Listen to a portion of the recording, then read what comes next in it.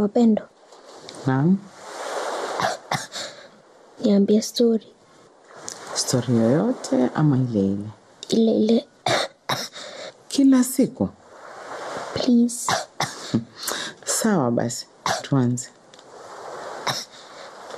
Hadithi. Hadithi njoo. Uongo njoo, utamu kolea. Vyema, lakini hii hadithi si ya uongo. Ni ya kweli kabisa. Ukweli ama ukweli ya hadithi? Kuna kitu kama ukweli? Sijui. Kama hujui, mimi nitajuaje? Lakini si wewe ndio mkubwa. Watu wakubwa hawajui kila kitu. Wewe sikiza hadithi, ujitafutie jibu. Sawa? Sawa. Haya. Hapo zamani za kale, katika enzi za miungu waliozuru hii dunia kama vile tunavyozuru leo, Zuhura, binti ya mfalme wa mbinguni, na Kausi, mungu wa bahari, walisema, nasi tumfanye mtu wa dunia kama sisi, awe na sura na mwili kama zetu. Na wakafanya walivyoamua. Lakini walipomwangalia mtoto wao, walichukizwa sana na walichoona, na wakamtupa kutoka mbinguni akaanguka duniani.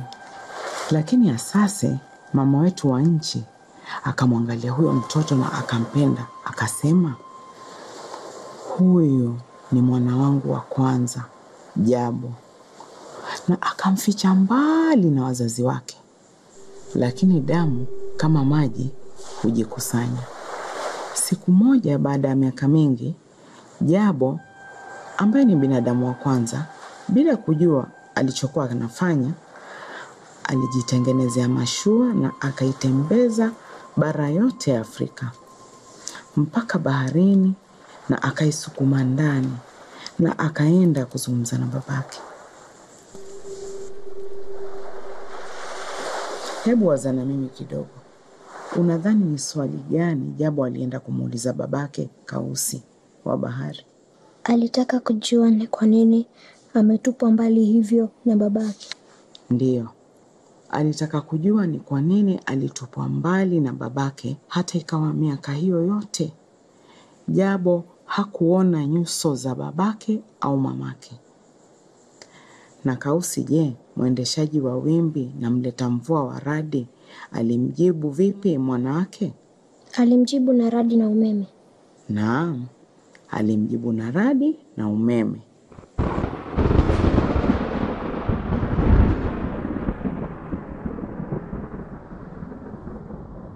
Aligive up hivyo tu.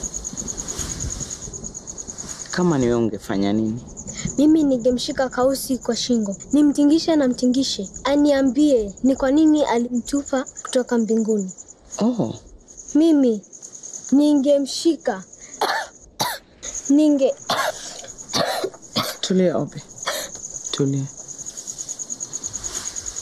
Pole mwanangu. Sasa naona itabidi nikwambie good night, eh? Lakini hujanimalizia story. Si hiyo story unaijua? Nataka kujua kwa nini Jabo alitupwa nje. Hiyo pia unaijua?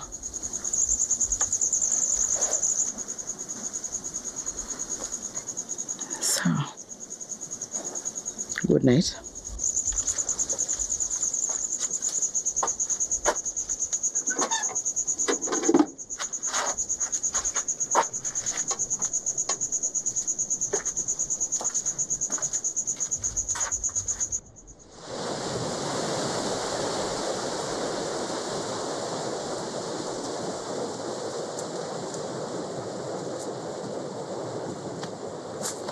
Babu.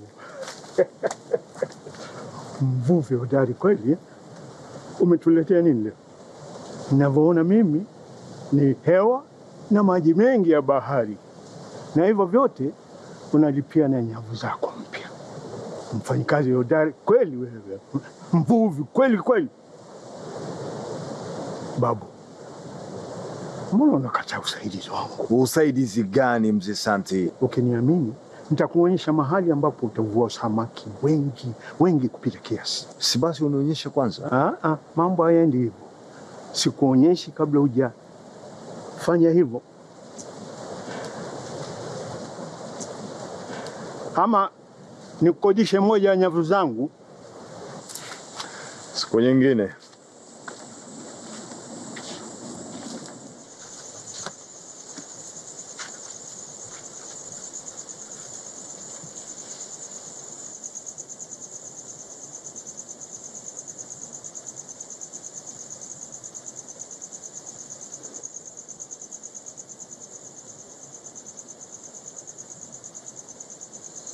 Alikuwa mwanamke mkarimu na mwenye upendo mwingi sana. Sina pesa. Babu, pesa zangu za kunilipa baadaye, lakini dawa za hobi zimeisha. Nimeambiwa pesa za kanisani umeshazichukua. Nilinunua nyavu nazo. Nyavu? Babu, hobi anahitaji dawa. Atapata dawa zake nikishauza samaki kule sokoni.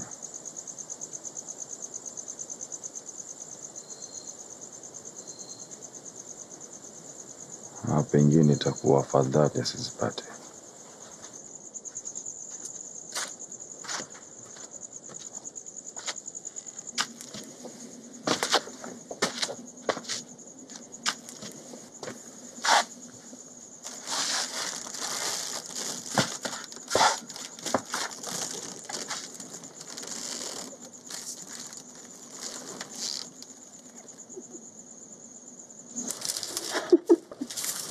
Babu.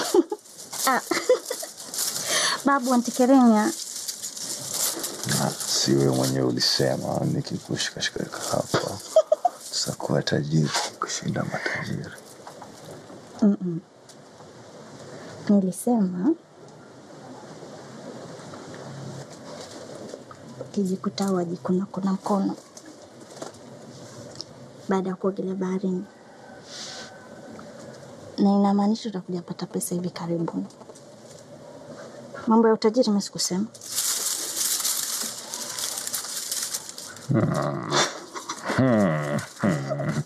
Kwa hivyo inamaanisha nikiguza kila mahali matajiri, si ndio? Babu, utafanya mtoto aje mapema, tulia.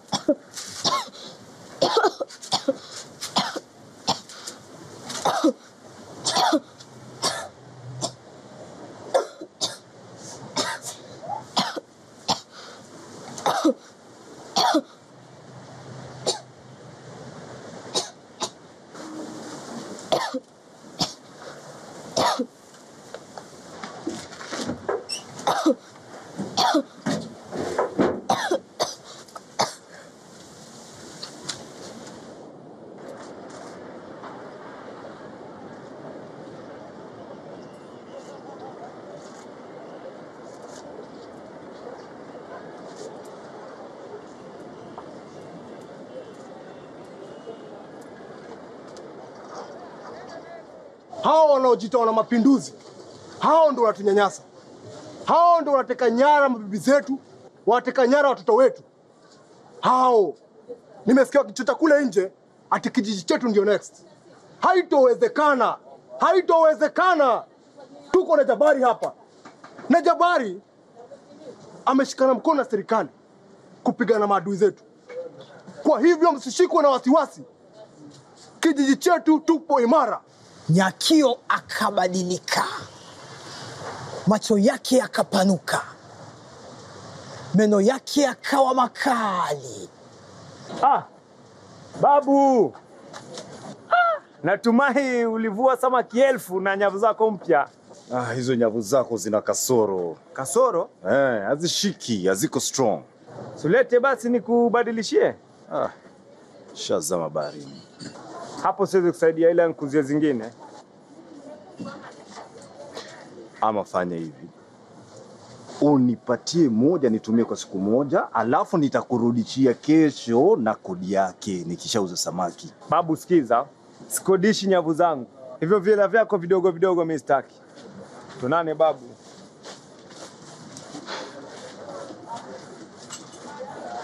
Kopeshe 2,000 nitakulipa kesho. Na kudai 17,000 tayari babu. 17,000? Tangu lini? Lazima ulipe na riba. Riba ya 7,000? Utalipa lini wewe? Riba itazidi kuongezeka. Kesho utapata na 8,000.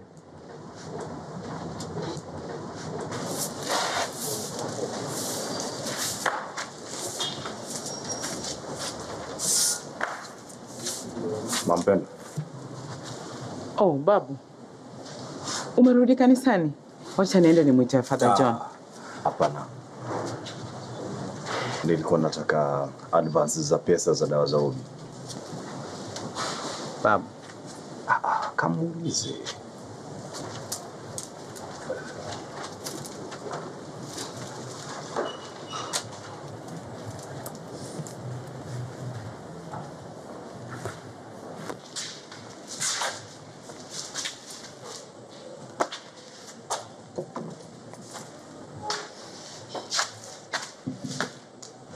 Who's that, Babu? He's asking for an advance for next month's money. For Obi? What did he do with the money he just got yesterday? Tell him that money is charity money, not a salary.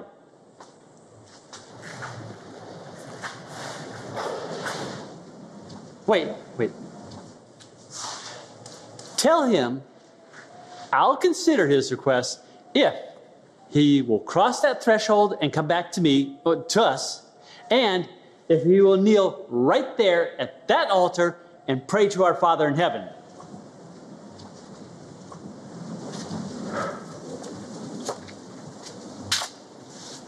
Amesema Nasikia.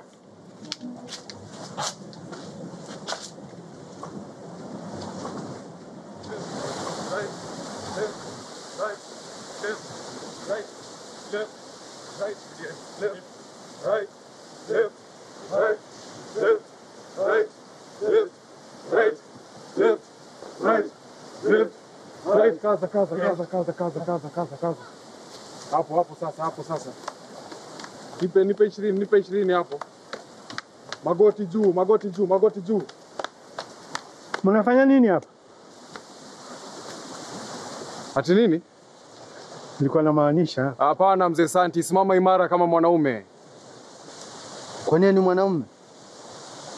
Hata mimi nimesikia story. Bora malizana yeye.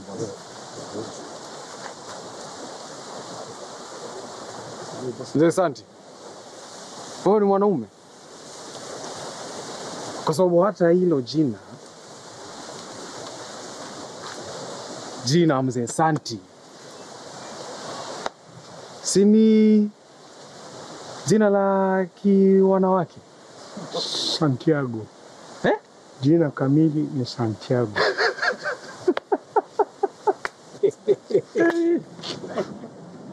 Santiago. Jina kamili ni Santiago. Sikiza, sikuwa nauliza kwa ubaya. Uliagana sisi sote kwa nyinyi mtakuwa mnafanyia mazoezi yenu pande ile na mimi nitakuwa nafanyia shughuli zangu hapa. Mkasema hamtaki kuona sura yangu mbaya. Hivyo ndivyo mlivyosema. Si mwanamume. Leo tutajua ukweli. Haya, Santiago. Vua hizo.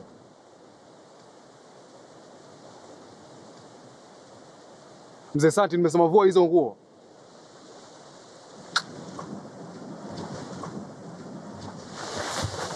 Vua hizo nguo. Vua kila kitu. Toa.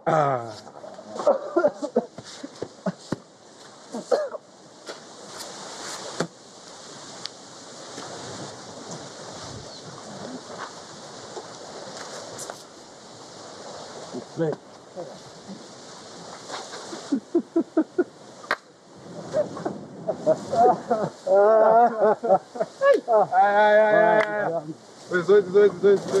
Hapa twende chini. Haya, twende. Hapo. Niko na surprise.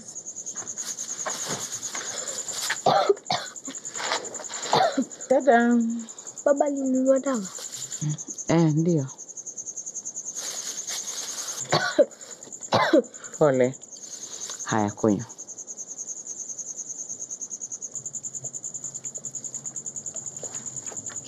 Yak.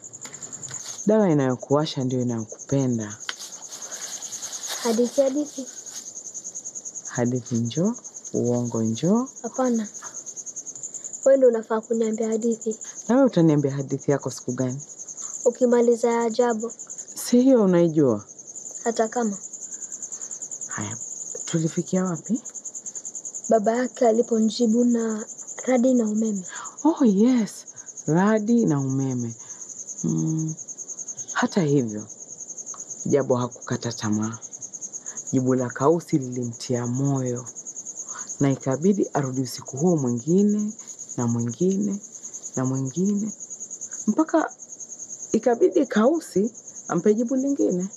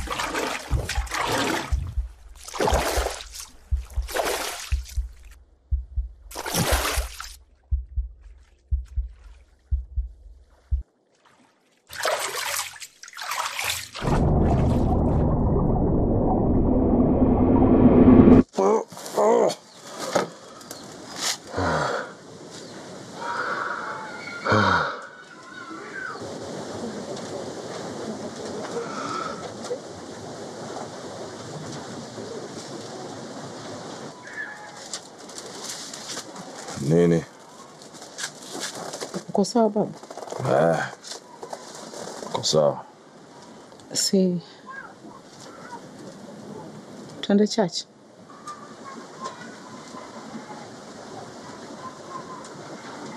Unampeleka huyu? Nataka kwenda. Nani amekuuliza? Anataka kwenda. Ndio watu watuchekelee, watu kejeli, si ndio? Anataka kwenda kanisani kuomba. Kuomba? Kuomba nini nani? Mungu. Mungu? Mungu hajamsaidia na chochote. Hebu mwangalie. Amempatia mateso tupu. Yeye, mimi na mamake marehemu. Babu. Fanyeni mtakavyo.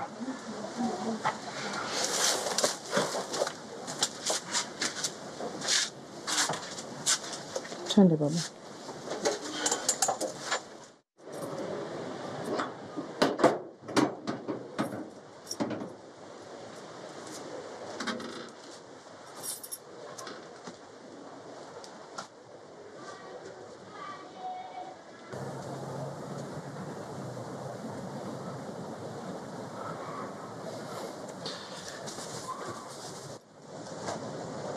Najua nilikuwa nadhani ni ndoto, lakini ni kweli kabisa.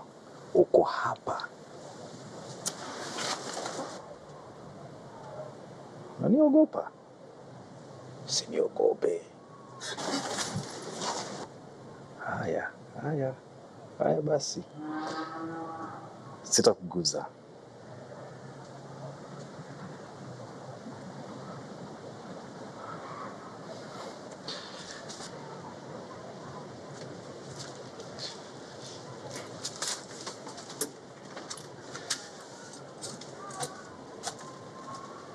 Jina langu ni Babu.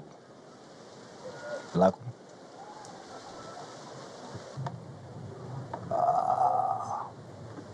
Hatuongei. Lakini bado utanipatia wishes zangu 3.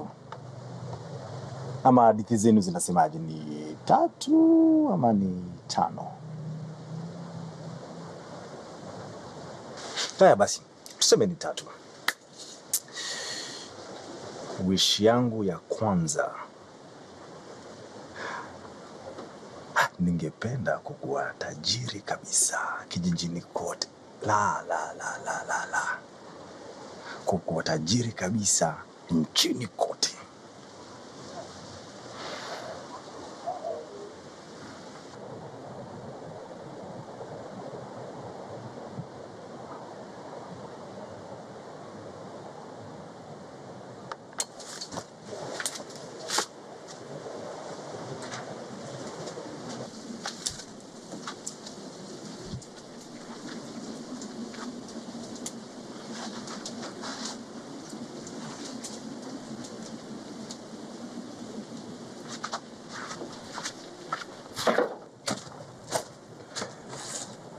Haujabadilisha chochote.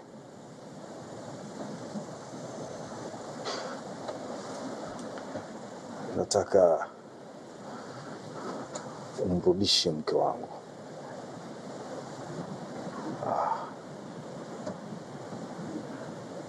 Haya basi, mponye mtoto wangu.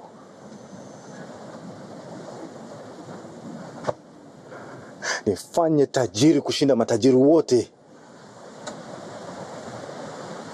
Mbona hufanyi magic zako?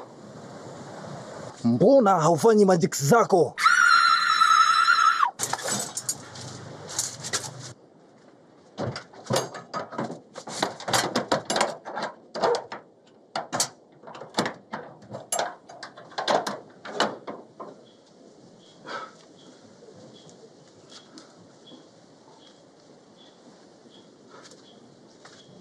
Then I stood on the sand of the sea. Na nikasimama katika mchanga ulioko ufuoni mwa bahari. And the beast rose up from the sea. Na nikaona mnyama akitoka ndani ya bahari. A disfigured thing.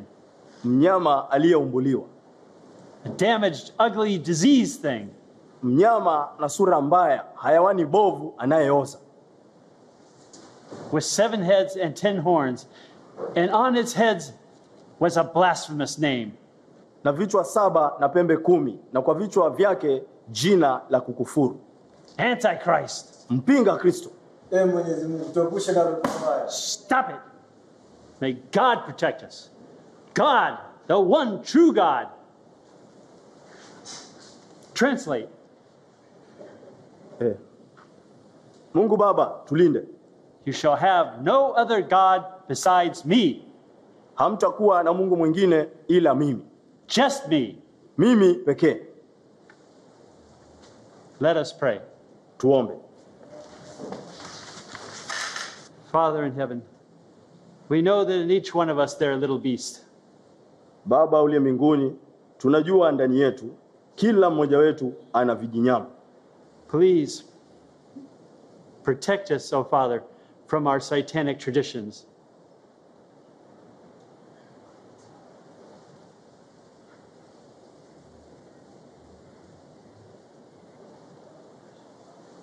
Tulinde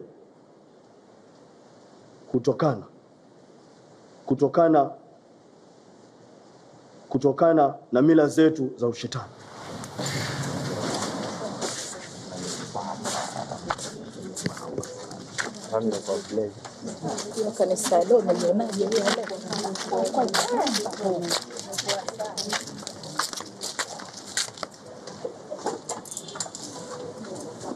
Makosa sana kuleta mtoto kama huyu ambaye ameguswa na shetani. Huyu hajaguswa.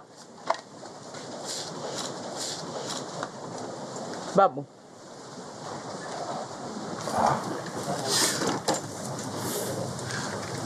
Nilikuwa nataka uniambie kuhusu wao.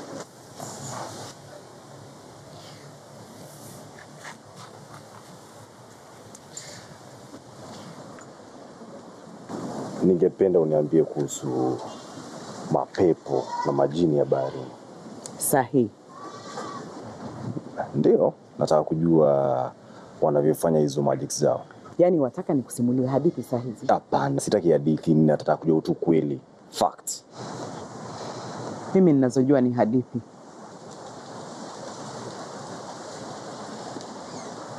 Ama kamuone Santi. Mzee Santi, mmoja wa baharini. Huyo. Huyo anajua nini? Anajua. Wako na uhusiano gani na Mzee Santi? Hamna.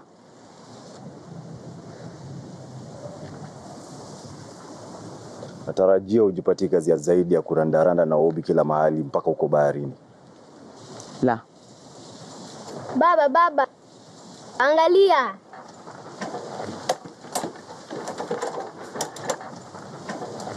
Sitaki kusikia kiniti hivyo tena mbele ya watu.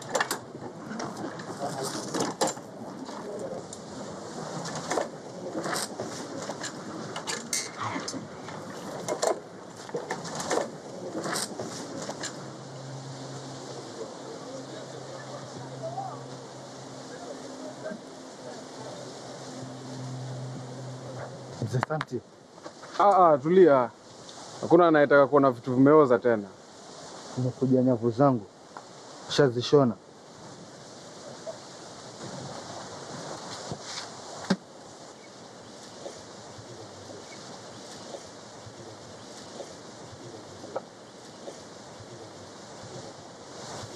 Kama haziko hapa, Hazipo. basi pana mtu amezichukua. Zimeibwa.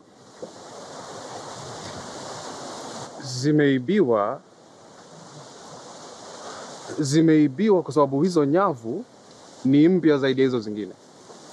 Basi huyu mzee atanilipa hela zangu nikanunua nyavu zingine. Haswa? Hapana, hazikuibwa. Nilipeana tu kimakosa. Nipe siku 2 ama 3 nitazirejesha. Umekodisha nyavu zangu? Sikukodisha nyavu. Umekodisha nyavu zangu wewe? Nimempa tu customer nikidhani ni zake. Lakini nitarudisha bila malipo. Waangalia nini wewe? Siangalii chochote. Nimekuja kuongea na Mzee Santi. Lakini mali za nini na yeye tu? Mimi nitasubiri. Una siku moja. Nyavu zangu ama unipe pesa za kununua mpya? Sawa. Hadi wewe ongea na hiki kinyama. Huyu nani amjui huyu? Huyu ni babake ule mlemavu. Namjua. Ule? Bas, sasa ni huyu. Huyu ndiye babake. Mushangaa sana kama wewe ndio baba ya kijitu kibovu kama hicho. Basi pia yeye iko shida. Nimekupata. Hao wawili wanakaa the same. Hapa binadamu ni wawili peke yake. Hao wengine ingekuwa afadhali waokolewe kutoka maisha yao magumu.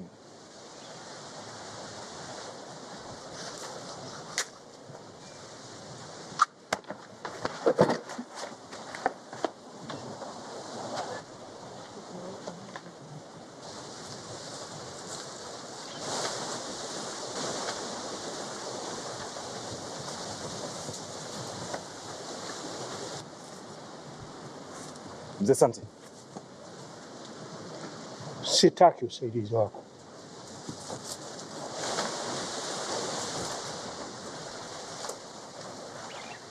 Unatafuta mazungumzo na mimi kuhusu nini?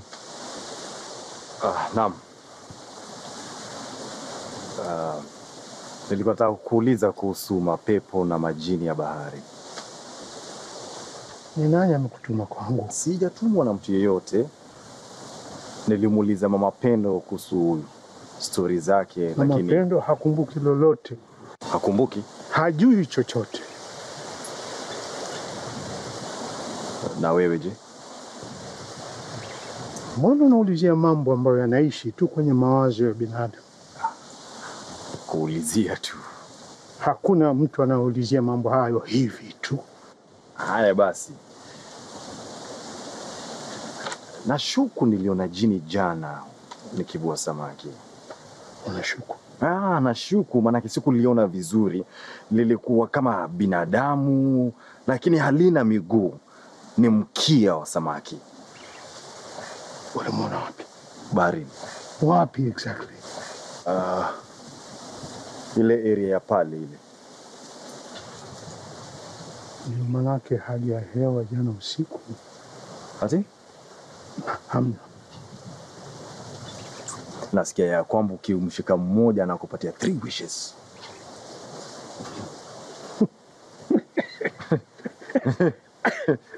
ama ni 5. Nani alikwambia hayo mambo? Wacha hizo stories za utotoni. Hakuna wishes, hakuna magics.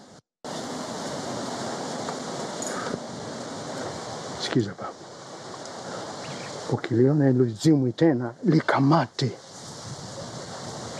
Hebu fikiria watu watalipa pesa ngapi kuliona tu kwa macho.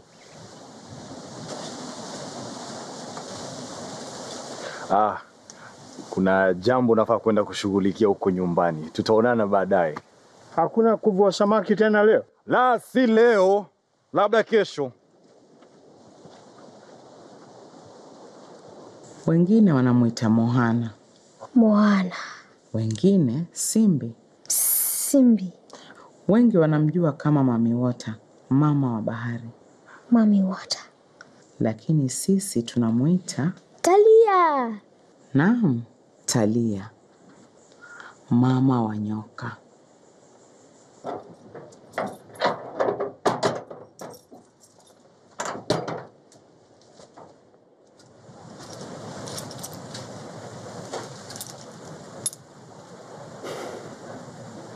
Utanipatia wishes zangu. One way or the other.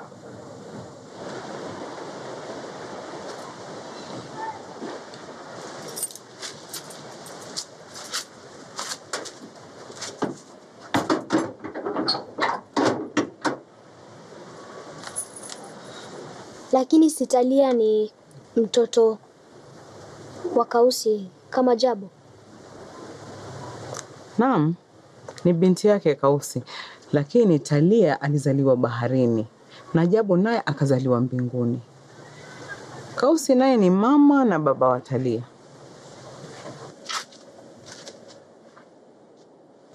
Babu. Kumaanisha Talia ni jini? Talia ni jini? Ndiyo. Talia ni mama wa mapepo na majini ya baharini. Mbona Jabo alikubali kuwa mke jini? One word. Love. Love. Ndiyo. Wajua mapenzi ni kama chongo. Hayaoni ubaya wala ovu.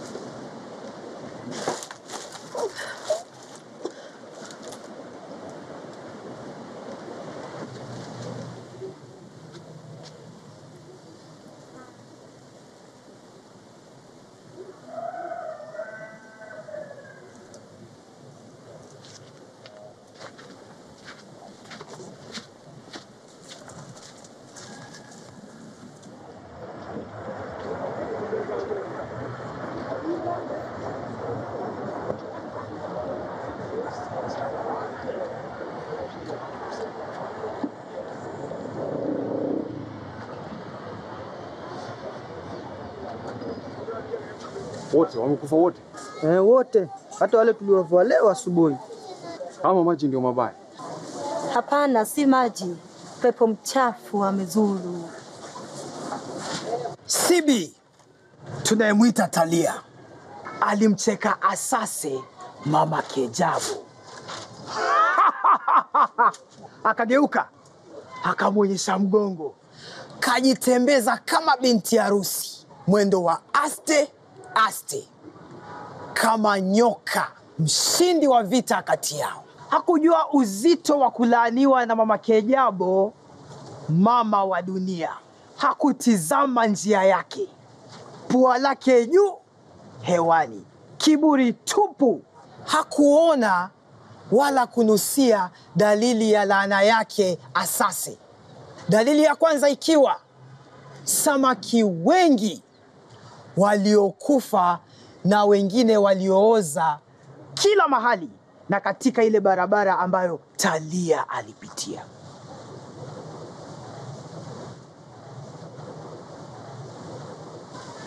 Na huo ndo mwisho wa hadithi yetu siku ya leo. Ambie wana. Mkitaka kujua kile Simbi alifanya ama kama alishindwa katika vita na mama Kejabo au la, rudini hapa kesho. Same time, same place, same prize. Same prize. Ambie bwana. Hela sasa. Oh jamaa, hiyo story tutakaela. Oh, thank you, thank you.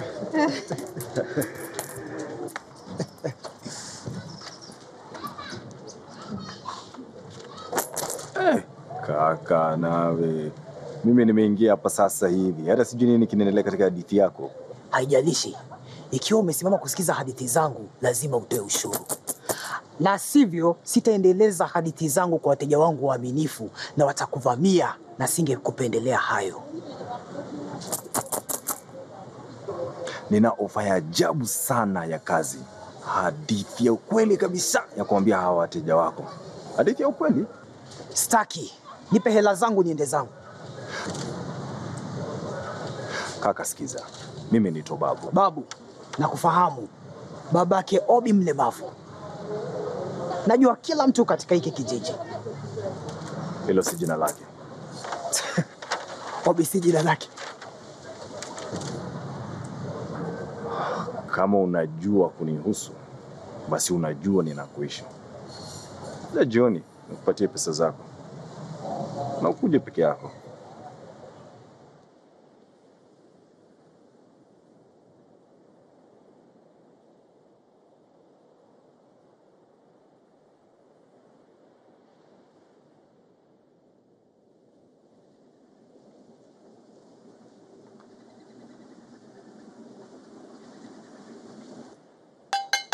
Ndio mimi sasa uliyekuwa ukingoja kwa hamu na gamu.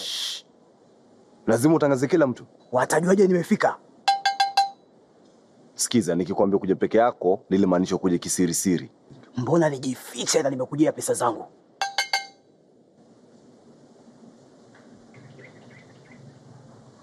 Njoo.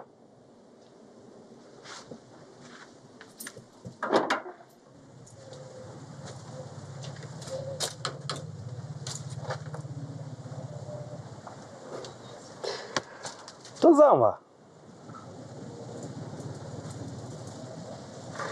Nini kinaendelea hapa? Huyu ni jini wa maji. Hii ndio hadithi ambayo sijui uhalifu ambao unafanya hapa, lakini usinihusishe, please.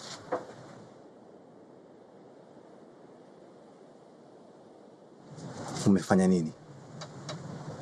Ha? Jirudishe ulivyokuwa. Nasema jirudishe ulivyokuwa. Wewe ni mnyama wa majini, wala si binadamu, na utajirudisha.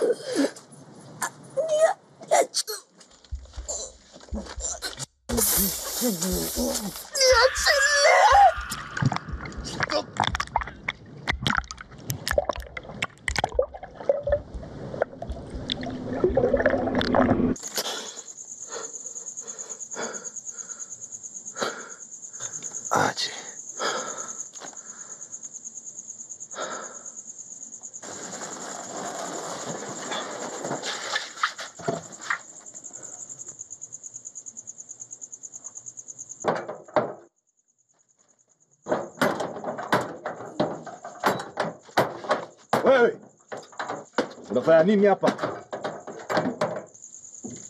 Mzee Santi. Na wewe unafanya nini hapa?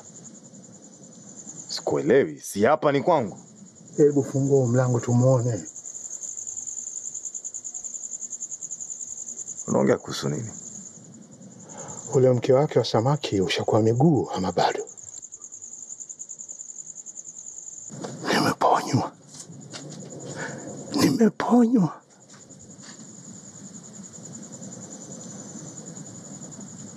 Si wewe, lakini bado.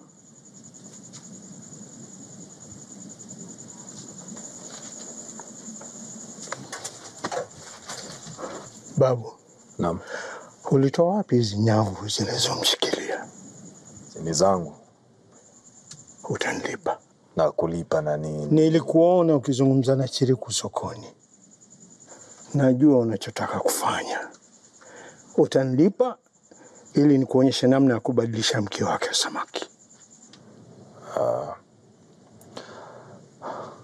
Labda nikulipe siku nyingine kwa sababu kwa sasa sina pesa. Ashaanza kuzungumza? Bado. Lete maji. Maji? Mengi.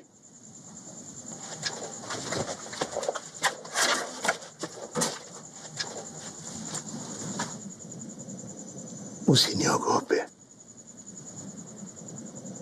Rafiki. Rafiki. Aswa. Mzee Santi. Rafiki yako.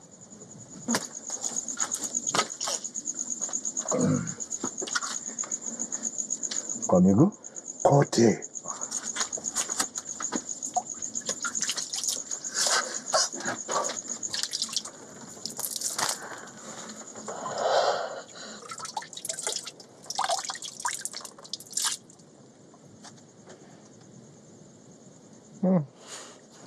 Mzee Santi. Ulijuaje mambo haya? Kila mtu anayajua haya mambo. Isipokuwa wengine utaka kujisahaulisha tu.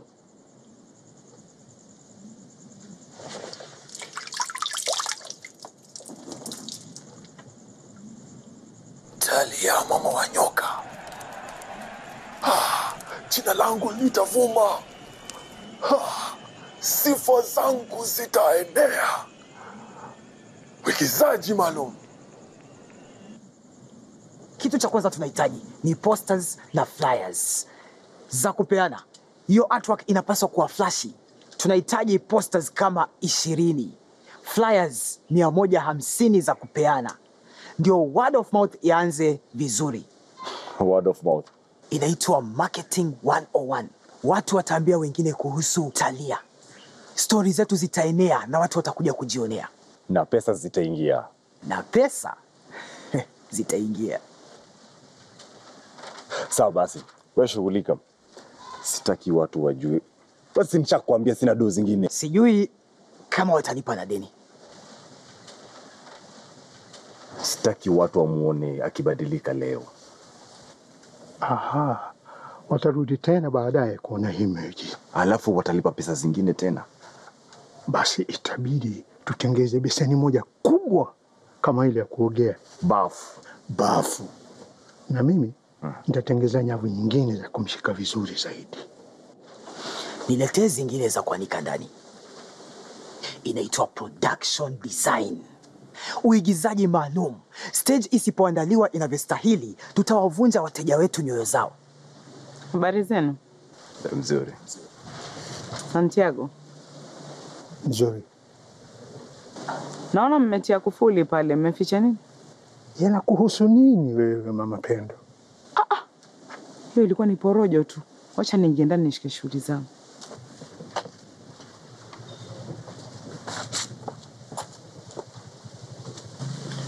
Super. Kila mtu na job yake. Hadithi hadithi. Hadithi njoo, uongo njoo, utamkolea. Nitakomea papo hapo. Leo siendelezi na hadithi zangu. Nitawaonesha jinsi Talia alivyoumbwa na Kausi akaumbika. mtajionea leo na macho yenu. Mtajionea ule urembo uliomshawishi Jabo kumtoa majini alipomwangalia akiwa kwenye mashua yake, na mtakuja kujua kwa nini Asase, mama wetu wa dunia, mamake mlezi wa Jabo, alivyonyongwa na wivu alipomwona mwanawe Jabo anambeba Juju atakaye kuwa mke wake wa kwanza. Mtashtuka na kubutuka, mtashangaa na kudua, kwani leo sina story, lakini msitie shaka. Bila shaka mtatia shaka, mtasema kumbe haya mambo ni ya ukweli. Nitasema naam, ni ya ukweli. Lakini msiamini hotuba yangu. Njooni kwa babu, mjione kule kwa mataa, nyuma ya soko mzee. Njooni mjione ya Firauni. Tuko ready? Mbona hii crowd ndogo hivi? Hii ndio day one na hawa ndio influencers. Wadaku na wadakuzi. Kwanza yule mama wa soko. We, mama nani? Karibia.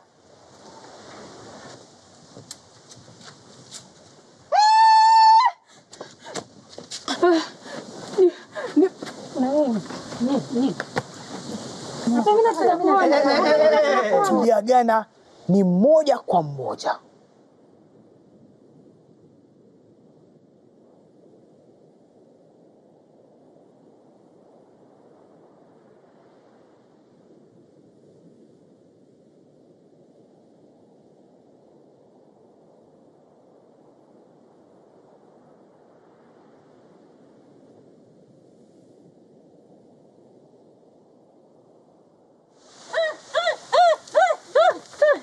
Samahani, kuna nini?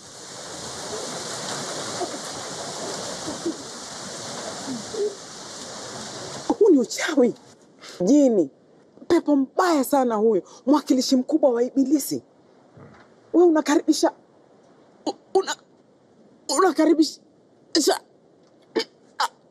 adui nyumbani kwako.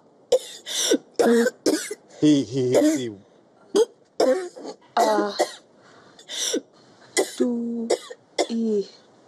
Anasema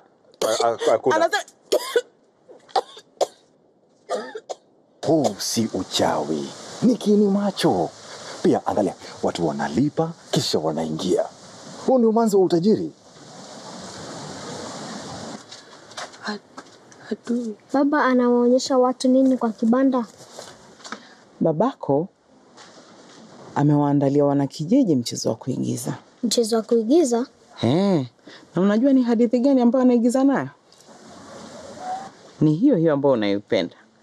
Ya Jabo na Talia. Hiyo. Na amewaambia vile Jabo alimvua Talia baharini kama samaki. Amewaambia? Na amewaambia vile alimbeba juu kwa mabega yake hadi nyumbani mwake. Hiyo pia amewaambia. Na pia vile alimwoa kwa sherehe iliyokuwa kubwa zaidi hata kuliko harusi ya Ilungu, mfalme wa mbingu, na Waresa, nuru mkali wa asubuhi. Obi. Vile Asase, mamake mlezi, alinyongwa na wivu, wakapigana vita. Na hebu niambie, walipigana miaka mingapi? Miaka 3 mfululizo, Jabo akiwa amelala. Na kile walipopigana, mahali hapo palichipuka nini? Visiwa vyote tunavyovijua leo. Safi kabisa. Ingawa sijui kama wamefikia hapo katika uigizaji wao. Lakini lazima ataje vile Talia alimcheka mamake mume wake na akalaniwa. Asiwezi kupata mtoto.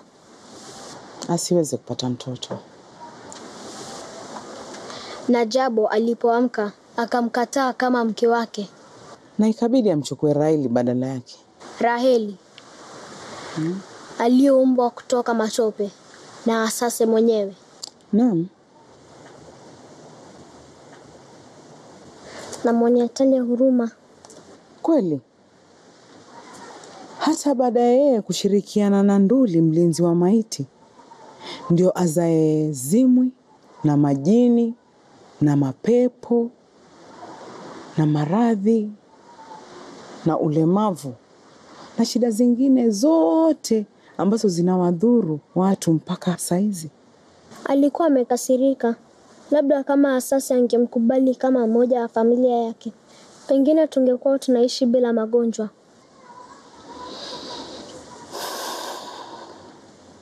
Pengine.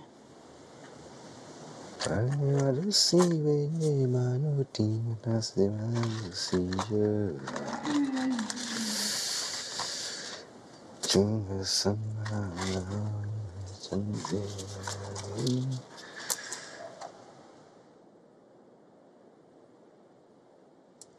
Nasikizea.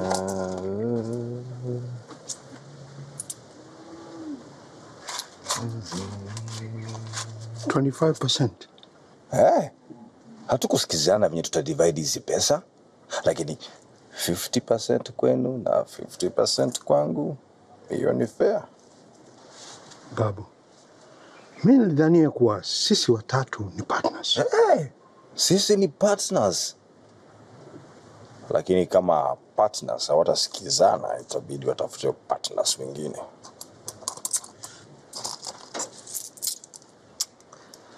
$25, sawa? I hope hiyo 25% yako itaongezeka kesho because of word of mouth.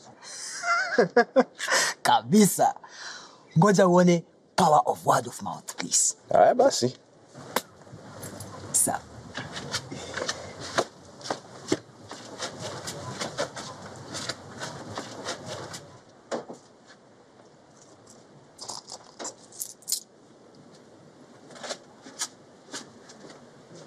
Word of mouth.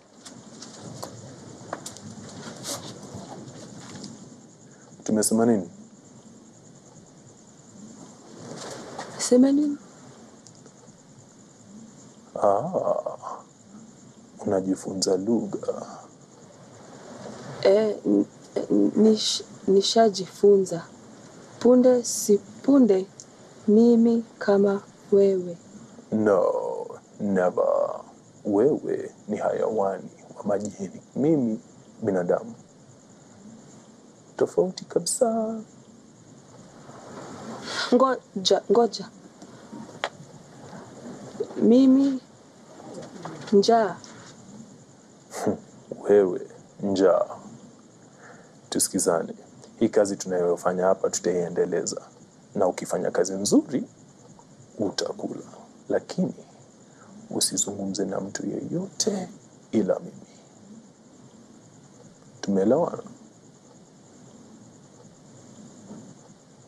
Super. Super.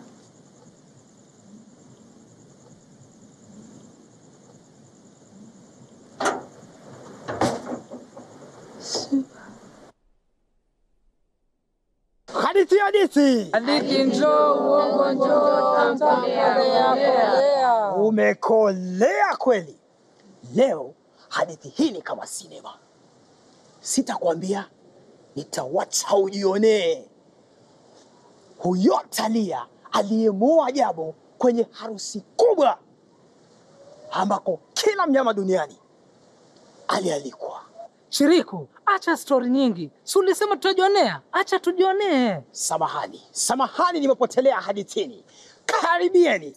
Haya, mmoja mmoja, na hakikisha una pesa mkononi. Mara yangu ya 3 na bado sishui hamu. Babu vipi? Nini?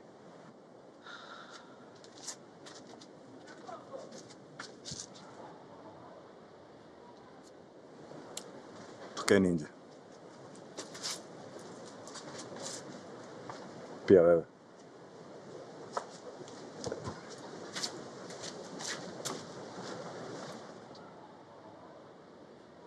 Wewe, amka. Amka. Tulisikizanaje? Ukifanya kazi nzuri ndio utakula. Sasa hizo unaharibu biashara. Please, tafadhali. Sikiza, fanya kazi yako vizuri na utapata chakula. Changamka.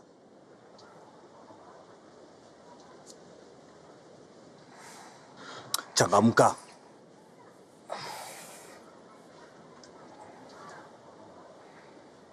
Good.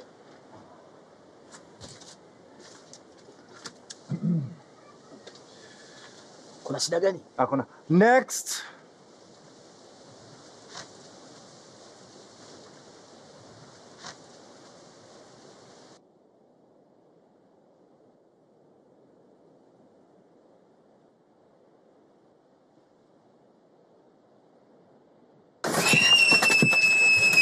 Nini?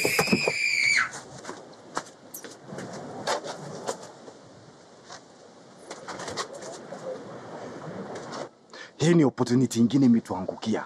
Tutaambia watu wakuja na samaki wao waliooza, alafu bei ya kuingia ipande. Babu, unasahau kuwa yeye ndiye alisababisha kuoza kwa samaki wote hao. So? Uko wapi? Uko wapi rafiki? Njoo! Njoo kwangu! Santiago mpenzi. Hapo hapo. Usinisongelee hata kidogo. Ngoja! Ngoja! Ngoja tuongee! Ngoja!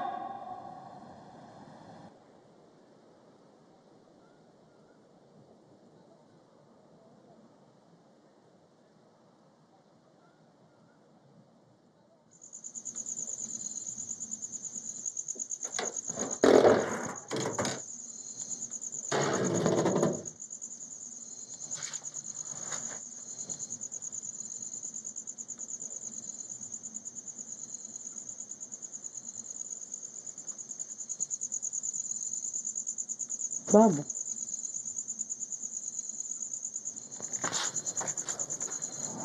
Meleta dawa za Obi. Asante. Wimbo gani ulikuwa unaimba? Hata siujui. Umenijia tu akilini.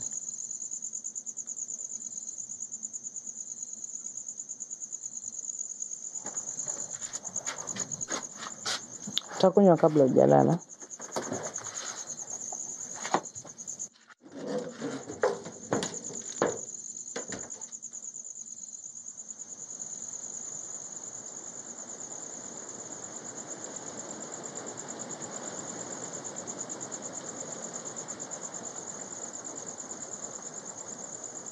Huyu sasa ndiye aliyepigana na asasi, mama wetu wa dunia. Miaka mitatu kila walipopigana visiwa vilitokea, kwani vita vyao vilikuwa ni vita vya malimwengu, vita kati ya dunia na bahari. Njooni, tumempata Talia. Njooni, tumemkamata kupitia usaidizi wa asasi. Njooni na pesa mkononi.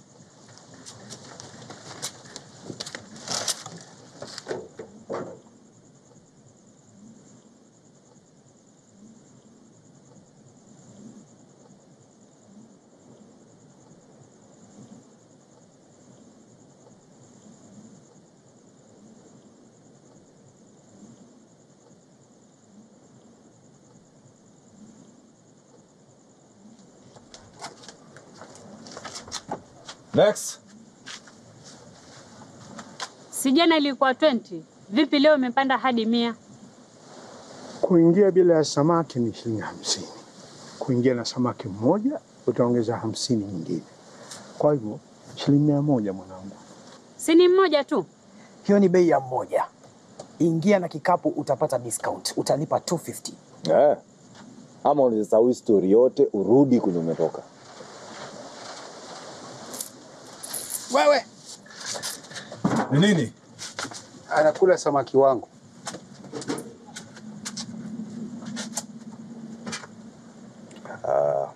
Alikuwa amekumalizia? Ndio. Basi.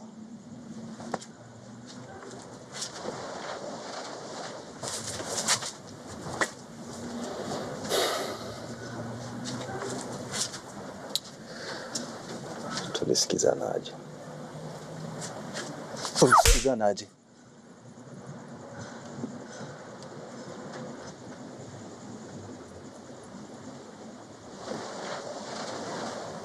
Mchungeni. Huyo samaki aliyekula itabidi umlipe.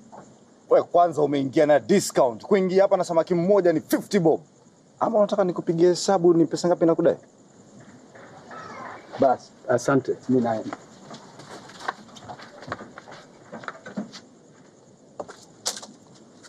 Tunaweza mlisha Talia, angalau apate nguvu ya kuendelea na kazi. We kwanza unajua ni nini unafaa kufanya? Huu msongamano utaisha ama hautaisha? Fanya kazi yako, mimi nifanye kazi yangu. Sawa? Songa! Babu! Songeni huko! Songeni! Songeni huko! Songa! Babu. Aha, naam. Tunajua nini umemficha hapo ndani.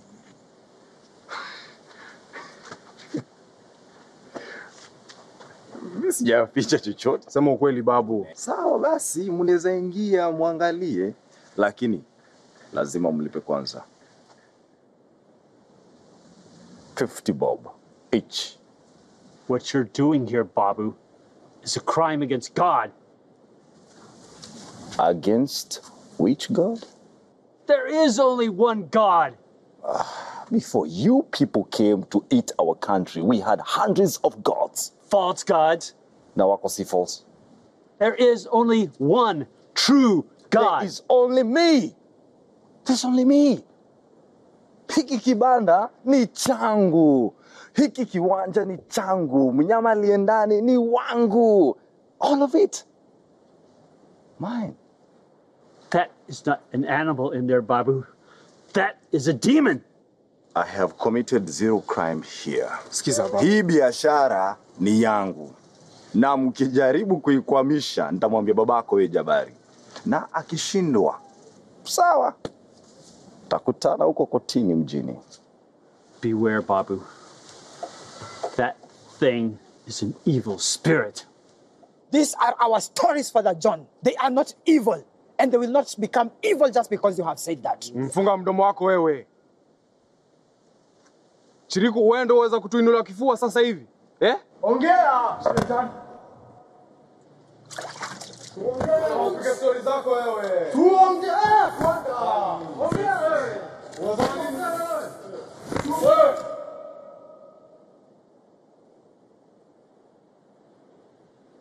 Mimi waninulia kifua wewe Chiriku? Hapana. Kasia takataka muangalie. Ibilisi.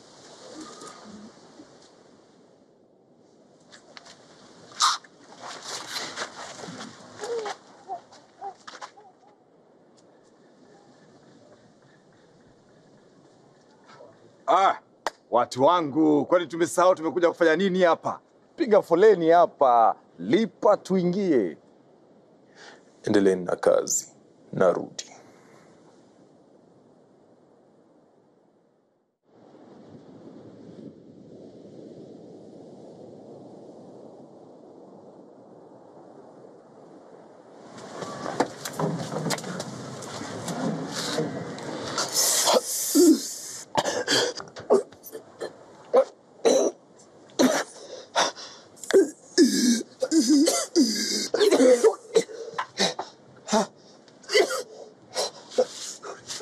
Nini kina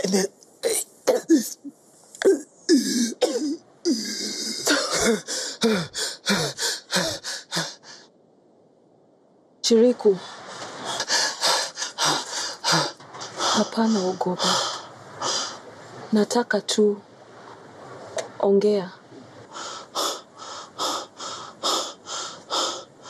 Mbona walikuwa wakikupiga kwa mawe? Hakuna mtu amenipiga na mawe. Si leo. Siku imepita. Hapana. Kitambo. Unajua je amenipiga na mawe? Niliona. Ukikumbuka.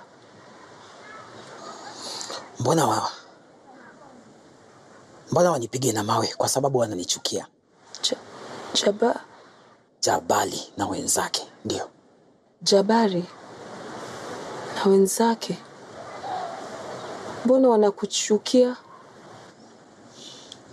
Niangalie. Ngozi yangu niko tofauti na wengine. Tofauti? Nilipokuwa mdogo, nyanya na babu yangu walitaka niuawe. Mamangu alipokataa, walimfukuza na tukaenda tukaishi kwa boma ingine. Tulilala njaa, tukateseka. Maisha yalikuwa magumu. Hizo ndizo mila na desturi zetu. Tunapozaliwa, watu kama sisi tunauawa. Hata wa sasa jamii inatutenga. Wanachukua miili zetu, wanakata, wanaenda kuuza. Wanatuona kama wasiopaswa, wahuni na watupwa.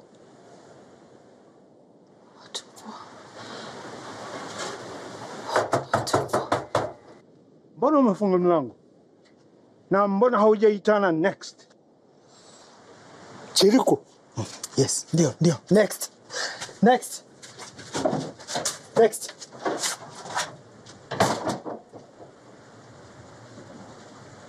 Simjali huyu.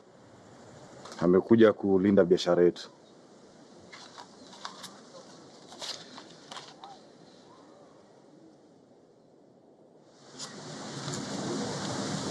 Babu, hii ni 20%, sio 25.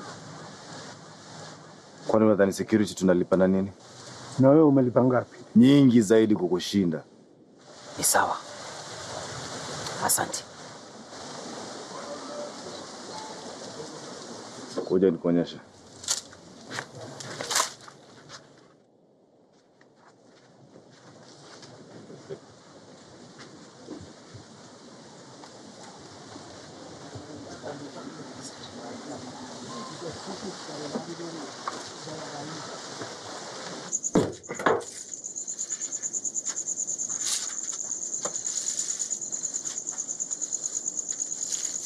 Dawa zao pia zimsaidii, anazidi kugonjeka.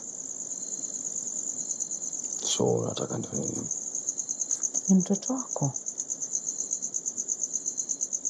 Sawa, tambaia dawa kesho.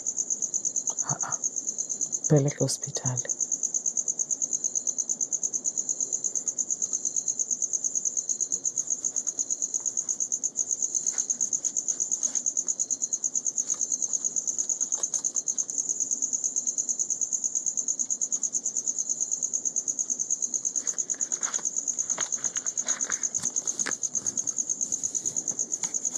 Lala huko leo mchunge. Sawa. Tuongee kesho. Talia akalaaniwa na asase asiweze kumzalia Jabo mtoto binadamu. Alimfichia Jabo haya mambo, lakini hakuna siri isiyofichuka duniani. Na Jabo alipogundua siri hiyo, alipandwa na hasira za radi na kumfukuza Talia kutoka nyumbani kwake. Lakini furaha yake ya sasa iliisha alipomwona mtoto wake Jabo akisononeka. Akatema mate chini kwa ardhi na ziwa la Victoria tunaloliita Nyanza likatokea. Akachukua matope kutoka katika hilo ziwa na akamuumba Raheli, mama wa binadamu. Raheli naye akamtoa Jabo kutoka katika huzuni yake, na punde si punde akashika mimba. Lakini Talia alipata huo ujumbe na hasira zake zikampanda, akamtafuta Nduli, mungu wa kuzimu. Naye Nduli, kama mfalme wa eneo tupu, aliona ashirikiane na Talia kueneza mamlaka yake. Matokeo ya uhusiano wao ikawa mapacha, ugonjwa na ulemavu. Tali, unataka nini? Mbona ita mimi Talia? Ni jina katika hadithi zetu za kitamaduni. Hadithi? Hii ni ndoto. Hadithi za kweli? Sijui. Pengine wewe unaweza kutuambia ukweli wa mambo. Jina lako kamili? Hapana. Baharini hatuna majina. Hamuna? Wewe itwa nani?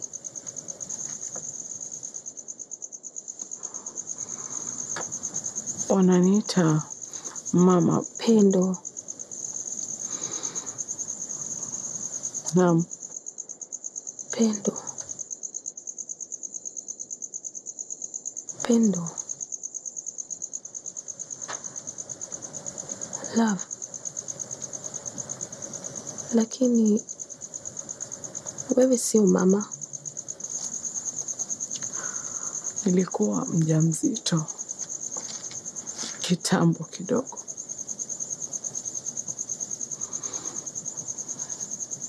Jina lake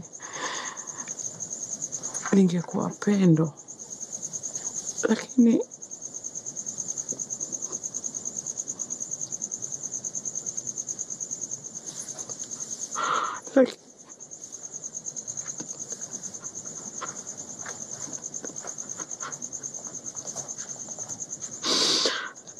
lakini nilimzaa mfu.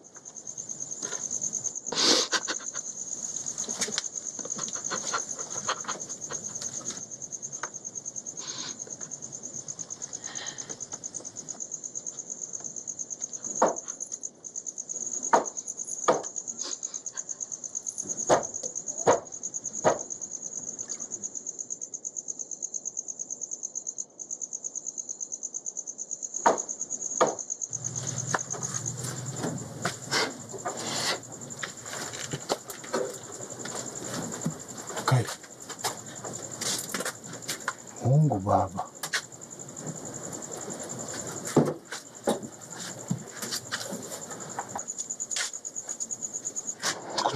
Kujeni. Jabari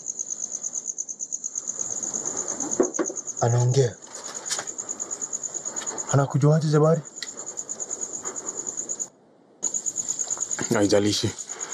Haijalishi. Jo.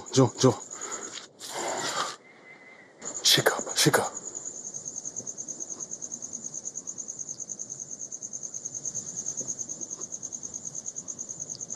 Hapana. Niachilie.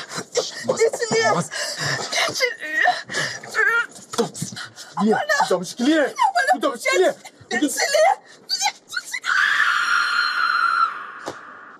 Wezi kuja kumtusi kwangu hapa bure.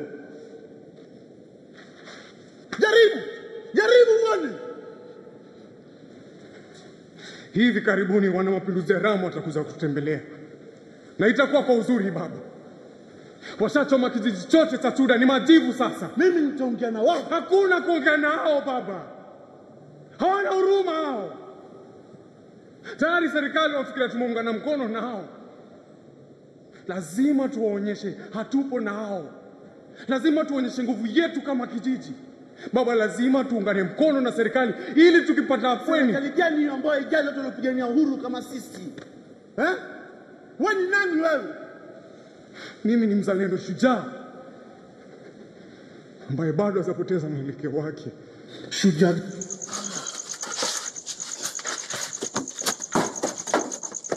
Wewe!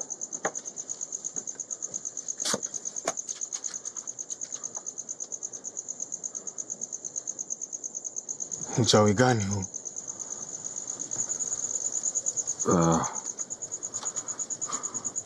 Si uchawi. Usinidanganye babu. Amenirusha kutoka hapo na sauti yake pekee. ni jini la maji. Ukweli?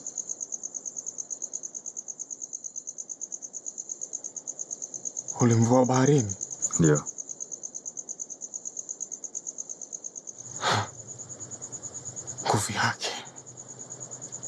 Nguvu yake ya ajabu.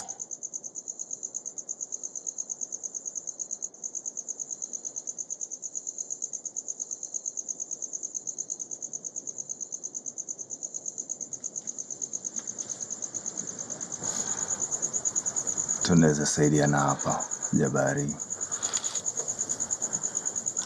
Tunaweza tumia nguvu zake kijeshi.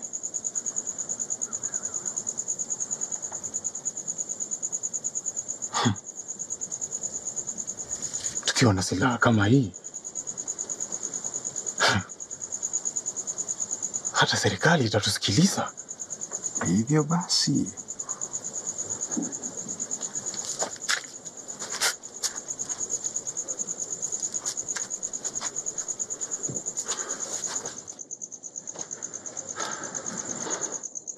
wacha nitatuma ujumbe mara moja.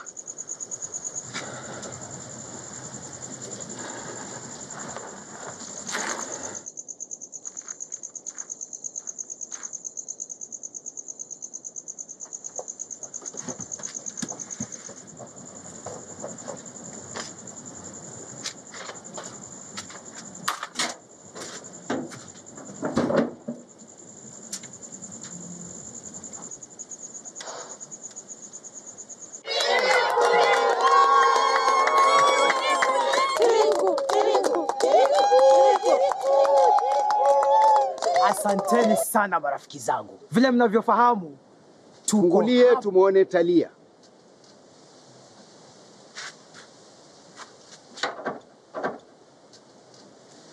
nipeni dakika moja tu.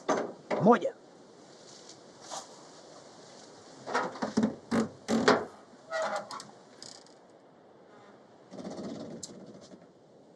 Pole.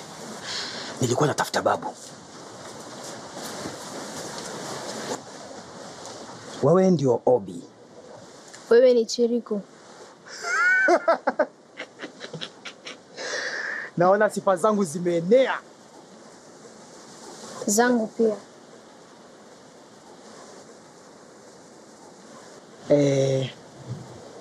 Unajua hadithi ya Talia? Najabo. Naijua. Hiyo hadithi ni ya ukweli. Ya ukweli ukweli? Ukweli. Ukipata nafasi, kuja nje utajionea. Kwa kibanda? Chiriku, unafanya nini kwa nyumba yangu? Nilikuwa nakutafuta ufungue. Si nishafungua, toka nenda kafanya kazi yako.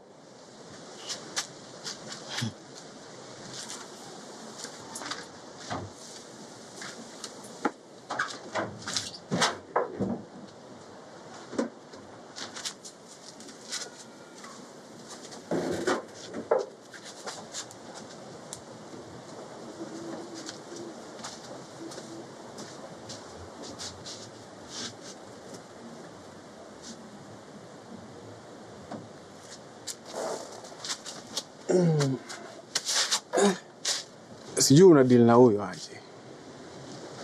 Akikuwa wangu, ningeshamfanya tunavyowafanya kidesturi. Yeye na Chiriku. Kwanza mzee Santi. Babu, umejikusanya walemavu hapa. Ungefanya nini kidesturi?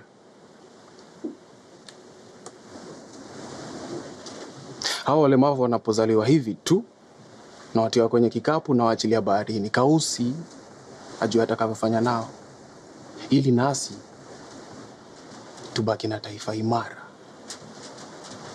Na hilo ndilo suluhisho lako? Kamba hukatikia pembamba. Ati amekataa? Amekataa kufufua hii pia.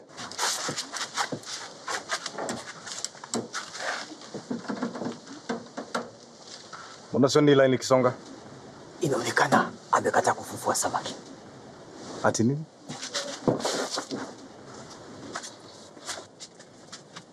Nasikia eti unakataa kufanya kazi.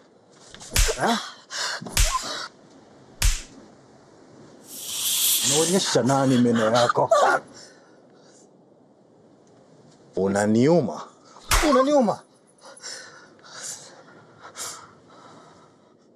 Cheza na mtu mwingine, sio mimi.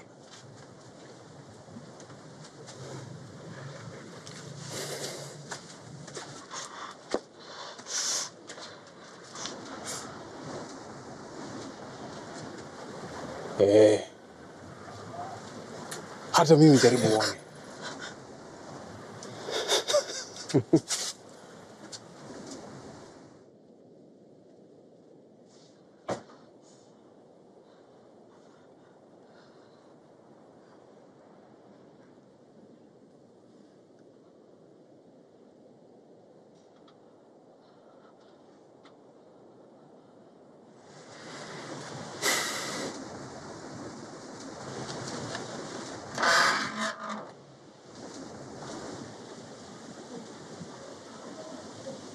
Nini?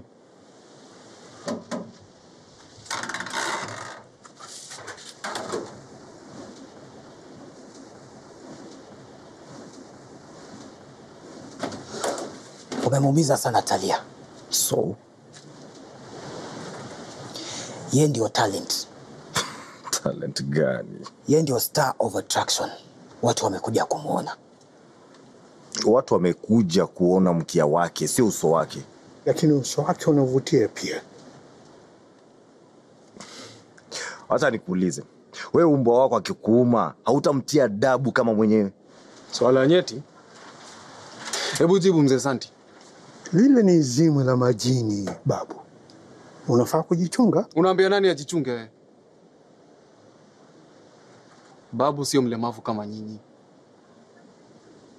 Si mdhaifu. Yeye ni shujaa, au sio babu? Nyinyi ndio mwafahamu jichunge. Nyinyi ni talent. Babu amewaajiri na anawalipa. Mfanye kazi zenu nyinyi.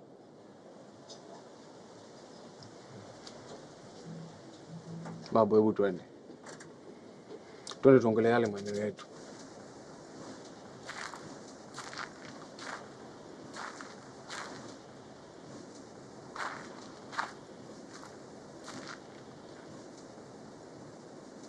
Sipendi huo uhusiano. Sasa utafanyaje? Nilikwambia lakini hukutaka kunisikiza.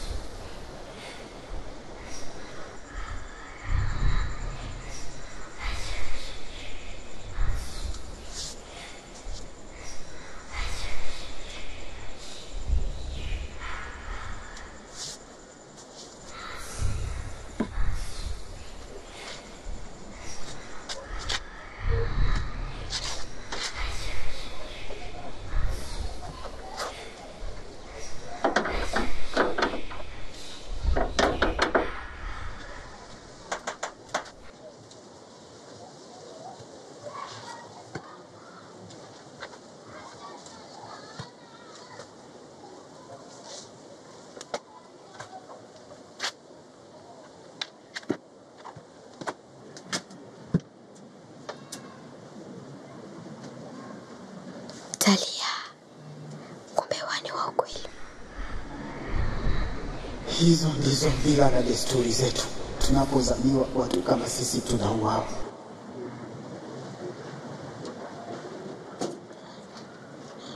Wanatuona kama wasiopaswa. Watupwa.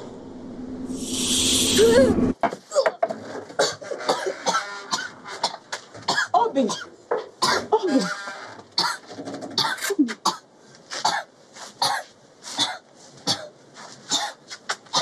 Obi,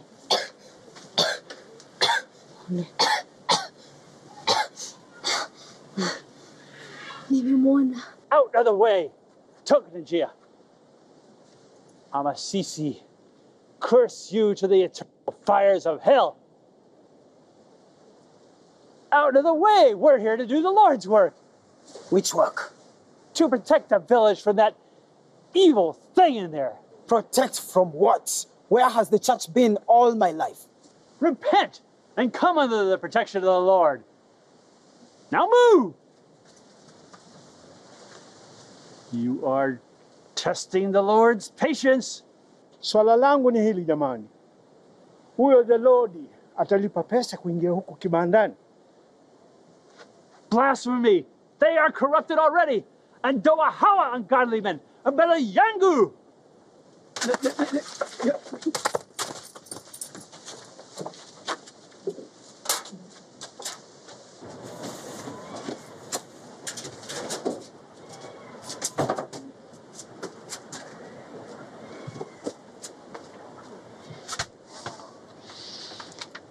Exorcist Amos Dei Omni Mundi Spiritus Omni Satanica Potestas Omni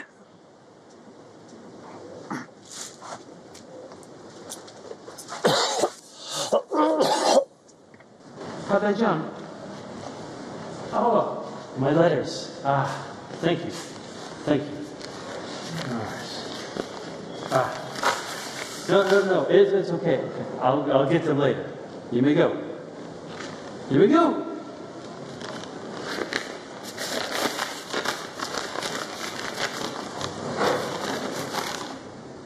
My dearest John, we understand your wishes, but unfortunately there are no positions over here as befits your seniority. We trust that there is a purpose in your presence in Africa and believe that God will continue to guide your hand in bringing His light to a dark continent. Why? Why? Why?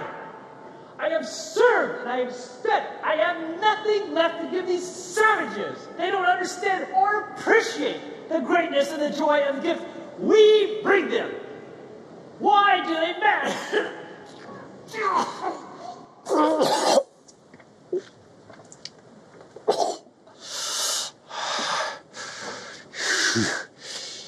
You demon.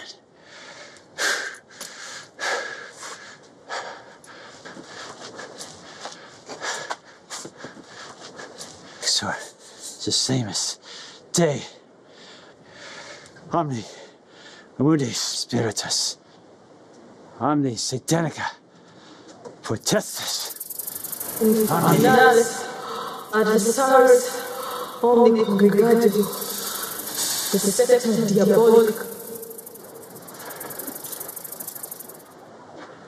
In the name and the power of our Lord Jesus Christ. Nini kinaendelea hapa? Father John ameingia hapa ndani. Ati nini?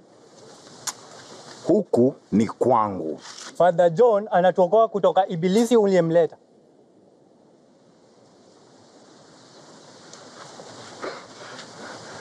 Oya, nisaidieni hapa.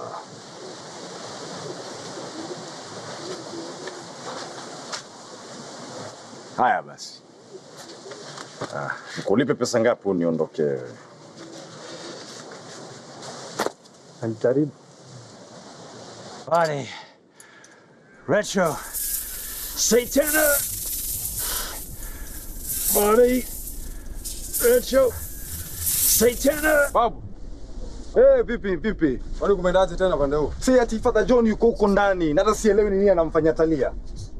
Bana ondokeni bana. Huku si kwenu. Ondokeni. Bana toka hapo, hapa si kwenu.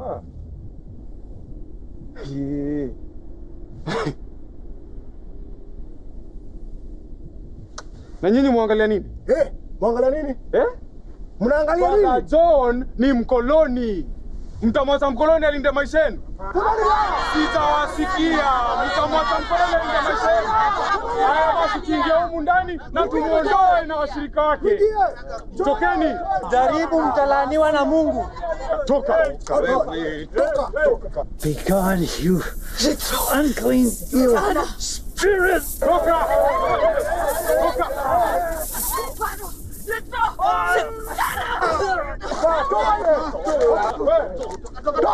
Toka nje! Jabari!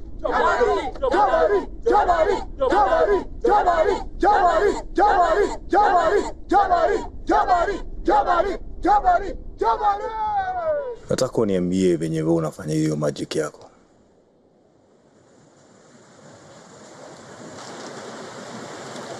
Sijui. Niambie.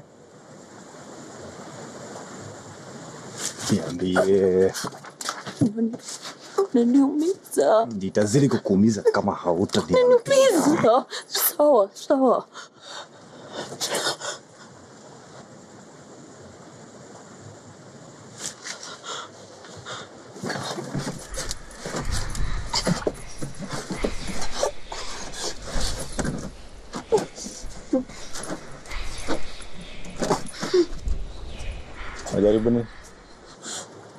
Unajaribu nini?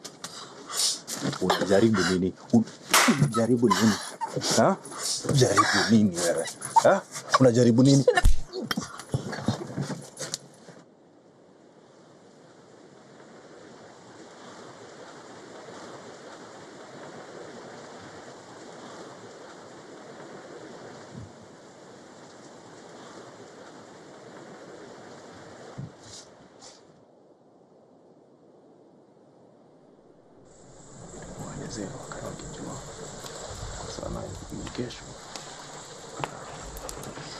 Mkuu wa jeshi la serikali kuu anakuja kututembelea kesho, na kama kawaida ninahitaji usaidizi wenu.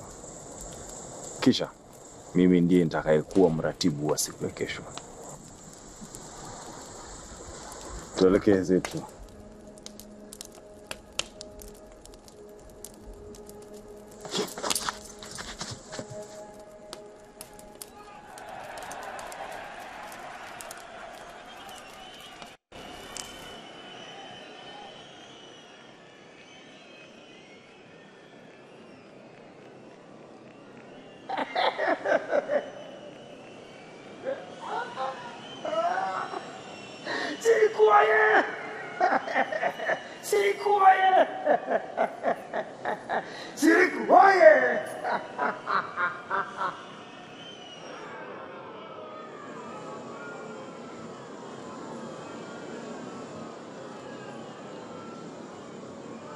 Hapana.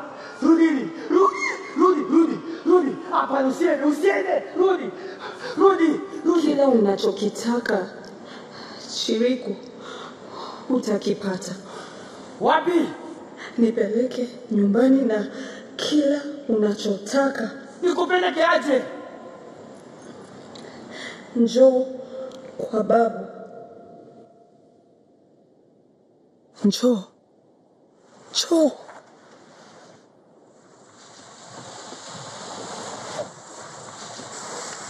Ulizungumza naye? Sijui Kenya.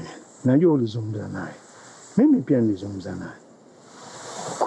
Kweli? Alikwambiaje? Anataka kurudi nyumbani baharini. Yuko tayari kukupa tamu ya moyo.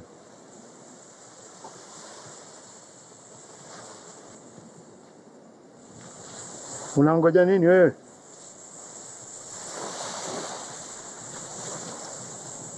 Hadithi. Hadithi njoo. Uongo njoo. Utamu ndio huu. Basi Raheli kama Talia naye pia akazaa mapacha. Mwadime na Mwakio, wa asubuhi na wa usiku. Lakini tayari watoto wa Talia walikuwa wameshaiambukiza dunia hii.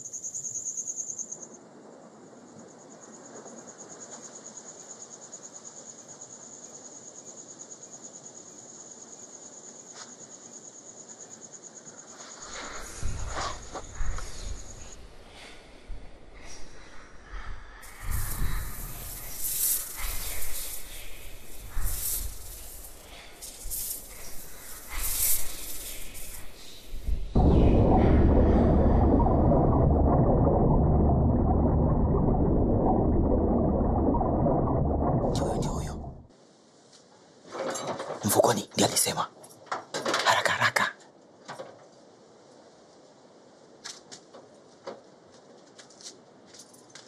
Haraka.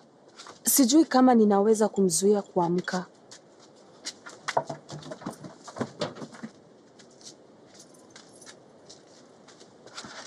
Haraka. Anaamka.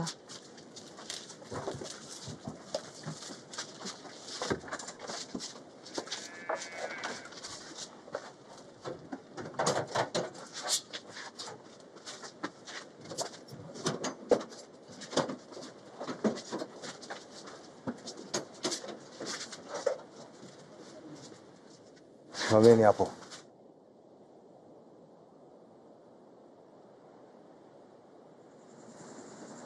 Simameni hapo.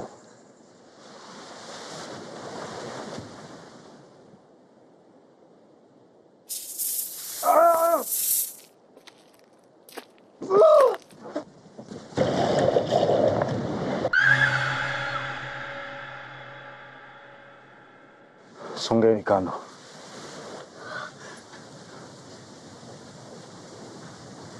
Songeni kando.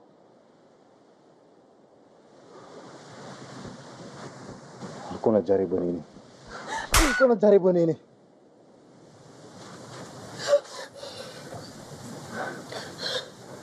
Waangalie. Naweza kuchinja kama mnyama wa kufuga. Hakuna kitu watafanya kukusaidia.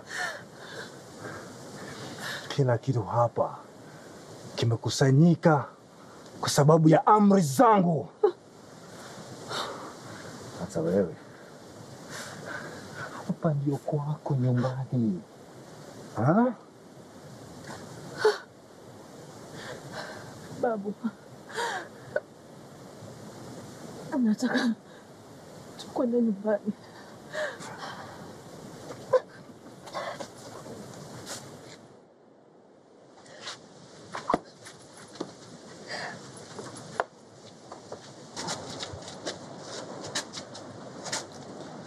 Lazima ufunge hivyo. Funguo zangu.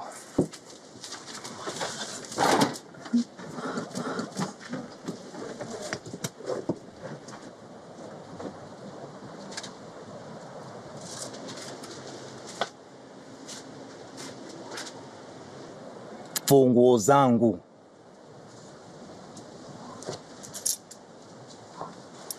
Haya. Tokeni kabisa. Sitaki kuwaona tena. Babu, lazima utuelewe. Nimesema tokeni.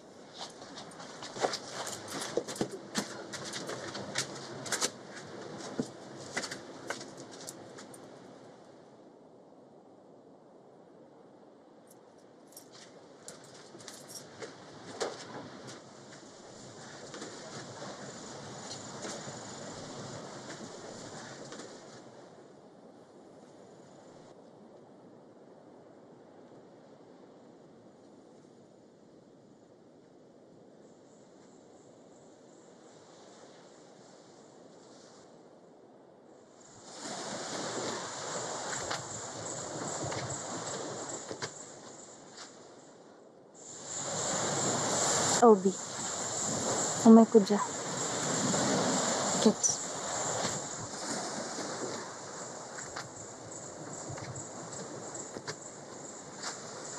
Bado uko hai? Kwa sasa ndiyo. Kuna ufa kwa kuta inayotutenganisha mimi na wewe. Haikuwa rahisi kuipitia, lakini nilisema lazima nikuone. Mama, nimekumisi sana. Mwanangu.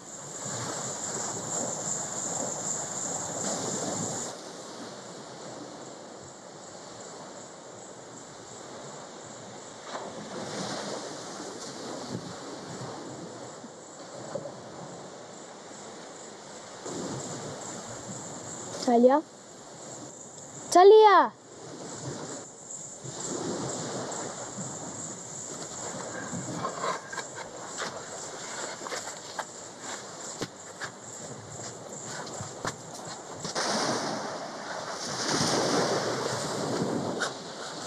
Mumia! Mama!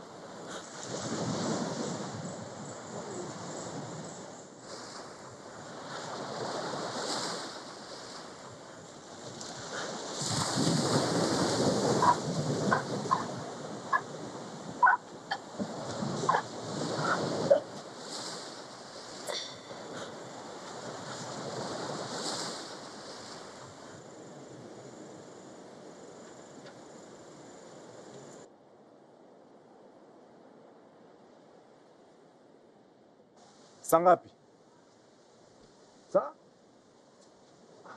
Sawa.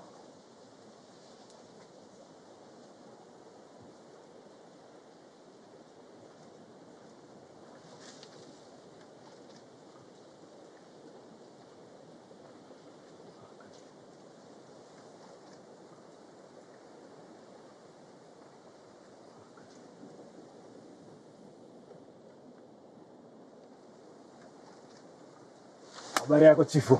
Nafurahia sana kukuona. Jinsi kabisa uko nyumbani. Nashukuru. Chifu, General, mabibi na mabwana, hamjambo? Tunavyojua ni kwamba kuna watu wengine ambao wanajua hadithi za majini na hadithi za mapepo wa baharini, kama vile Talia, Nyakio. Yuko wapi Chiriku? Twataka Chiriku. Twataka Chiriku.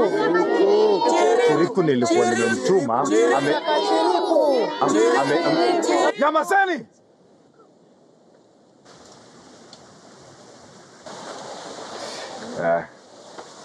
Umekuja kumuona Chiriku ama Talia? Talia. Mlete.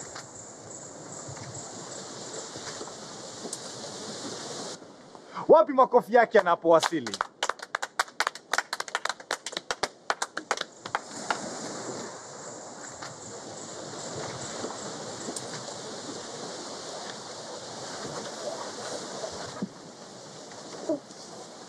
Tazama.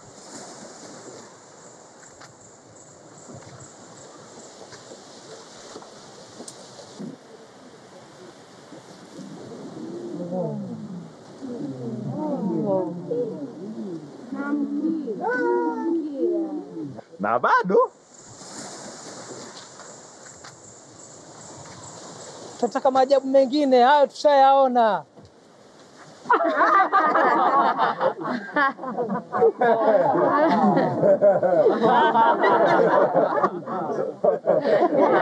Tunataka maajabu mengine. Ingine. Mnataka wafanye nini?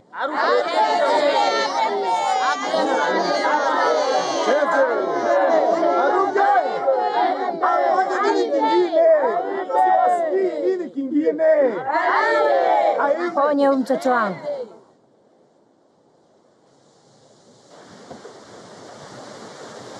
Nitamponya. Shukran.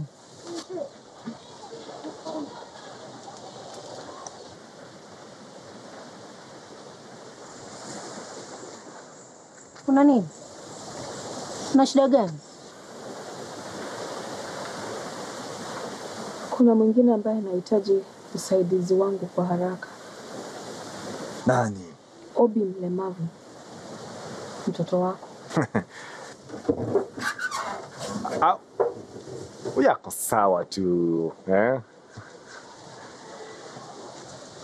Mtoto wangu si mlemavu. Anakufa babu. Sahi. Obi! Obi! Obi! Obi!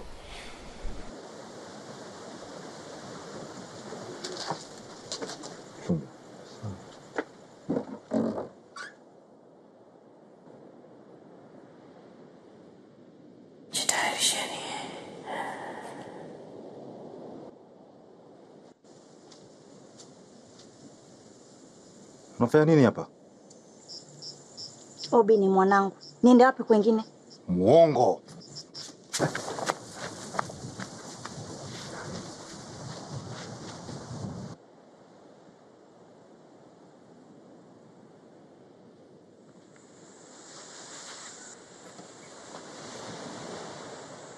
Babu,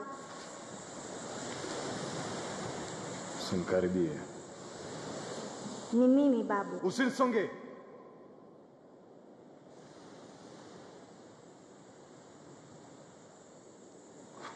Wewe si wewe.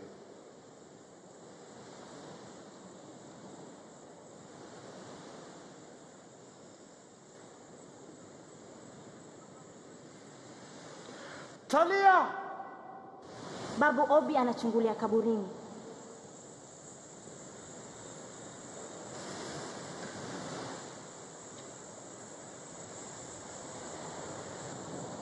Unanisikia?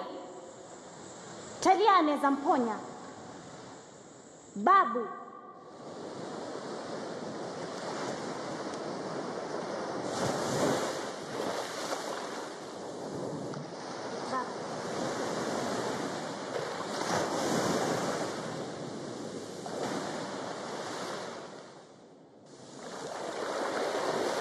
Najua tuko wapi Talia.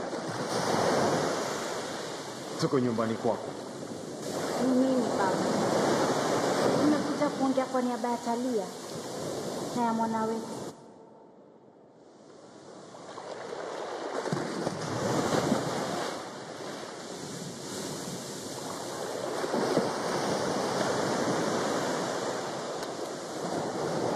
Mbona ulininyima ushiriki wangu? Babu,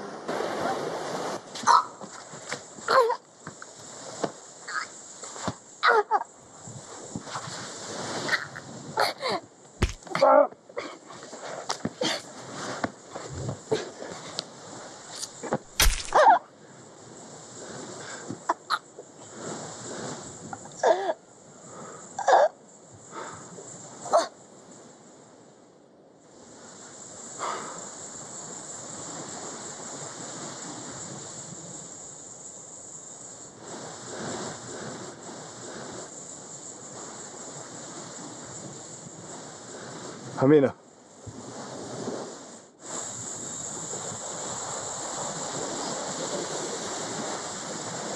Amina. Amina. Amina. Amina. Amina. Amina. Amina. Amina.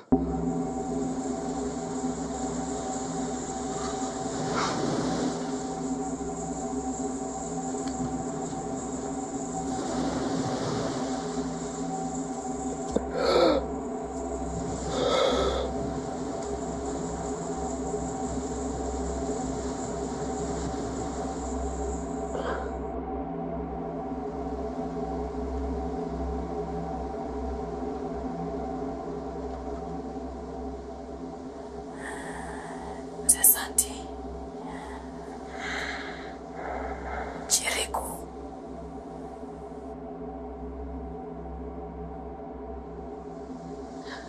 Nipeleke nyumbani.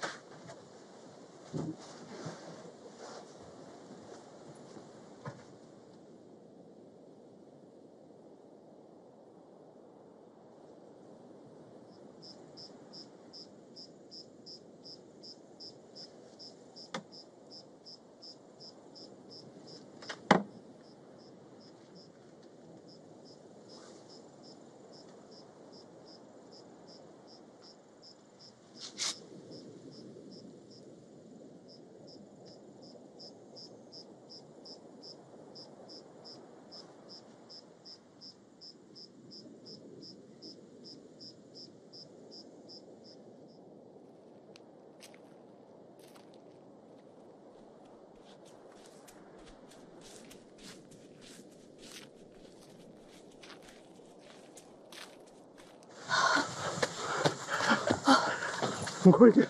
Ni nini? Ngoja. Ni nini sasa? Nini? Nimechoka. Tushafika ni hapa. Twende chini.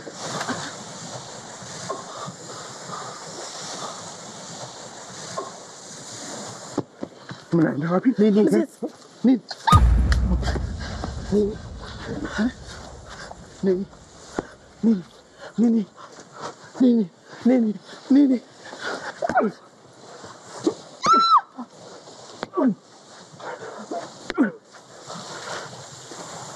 Talia ni mali yangu sasa.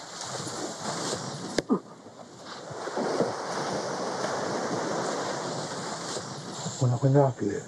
Hatujamalizana. Mambo ni kusaidiana hapa. Hautarudi kwako baharini mpaka uniponye. Nimekuponya. Uliniahidi pesa, mamlaka na hata mapenzi. Yote ukaninyima. Sio mimi. Ukachukua hata ume wangu. Sio mimi. Ukanipa mali yangu yote. Ama haki ya Mungu, hautarudi baharini kamwe. Talia. Talia.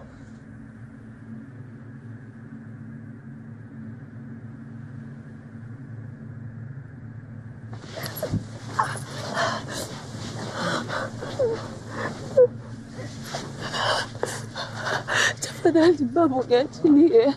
Umechukua kila kitu. Hujaniachia chochote. Sijafanya chochote. Kila kitu imekuwa uamuzi wako. Haukuwa uamuzi wangu hata kidogo. Baba, mwachilie.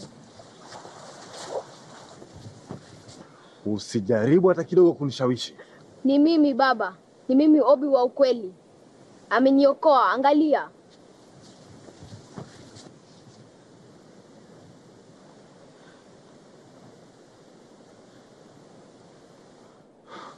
La hasha. Hizo ni magic zako. Usijaribu tena kunishawishi. Sikiza babu. Huyu ni mwanao. Unamwona kama si binadamu. Hey, babu.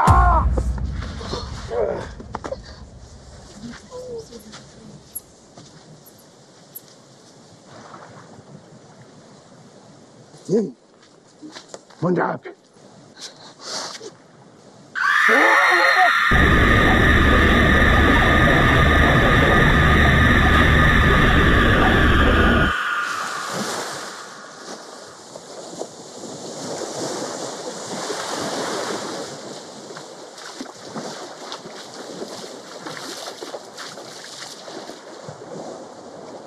Asante.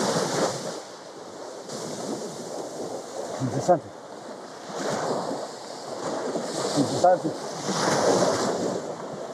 Asante. Asante. Asante. Huyu si babu. Kuna maiti kando yake. Ni mzee Santi. Amemua. Babu, ni nini kinaendelea hapa? Babu, umefanya nini? Sijafanya chochote. Nitalia. Talia nani? Sitalia. Jini la maji. Talia. Talia. Lile jini la maji ambalo nilikuwa nimemshika. Amerukwa na akili au? Papa mbaya amemwingia. Tumpeleke police station. Hapana. Nitalia. Si nyinyi wote mlimwona. Si mlimwona nyumbani kwangu, si mlimwona. Sisi pia wewe ulimwona. Shike. Hakuna. Hapana, nitalia. Shike. Nitalia. Tafadhali. Talia. Babu. Talia. Nitalia. Babu, twende. Mimi sijafanya chochote. Mshikilie kwa nguvu. Sijafanya chochote. Oe, mvute bana. Talia.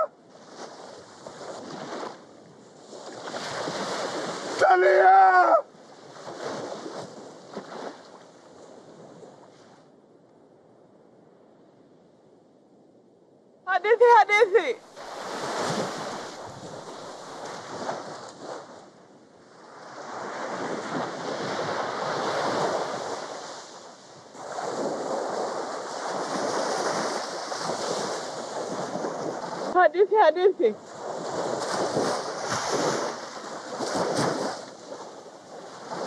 Hadithi.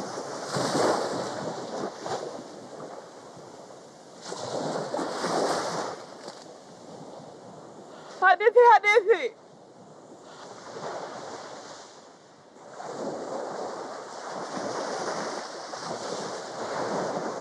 Hadithi, hadithi.